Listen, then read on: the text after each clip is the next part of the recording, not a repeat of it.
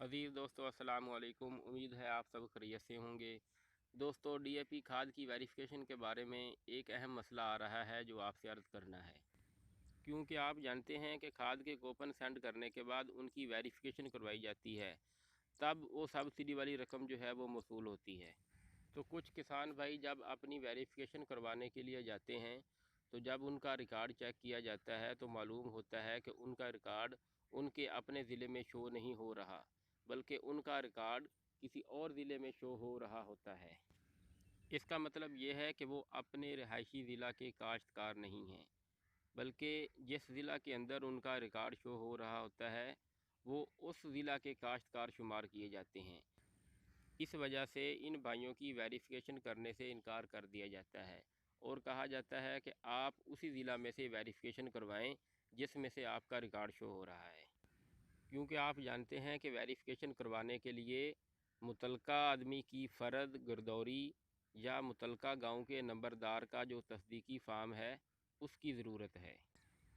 अपने ज़िले के अंदर फ़र्द या गिरदौरी जो है उसका हासिल करना मसला बना हुआ है, तो ऐसे भाई दूसरे ज़िले में जाकर फ़र्द, गिरदौरी या मुतलका जो नंबरदार है गांव का, उसका तस्दीकी फार्म वो कैसे हासिल कर सकता है।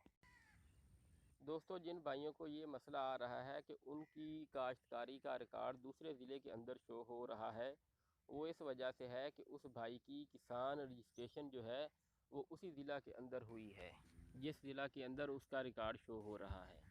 गलत रजिस्ट्रेशन की वजह से इन भाइयों की वेरिफिकेशन भी नहीं होगी और इनको सब्सिडी की रकम भी नहीं मिलेगी।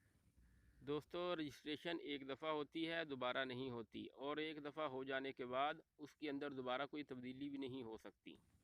तो भाई अपनी रजिस्ट्रेशन जो है वो सोच समझ कर करवानी चाहिए और अपने मुतलका ज़िले से करवानी चाहिए।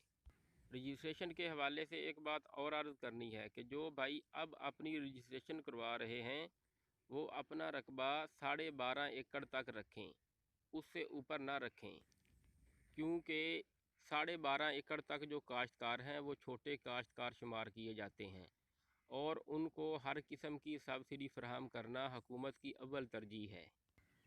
तो भाई इस मसले का हल ये है कि अपनी रजिस्ट्रेशन जो है वो अपने मुतलका ज़िले से करवाई जाए और 12.5 एकड़ तक या उससे कम रकबा जो है वो ही दर्ज करवाया जाए। बहुत से दोस्त अपनी सब्सिडी की रकम इस वजह से हासिल नहीं कर सके कि उनका रिकॉर्ड दूसरे ज़िले के अंदर शो हो रहा है।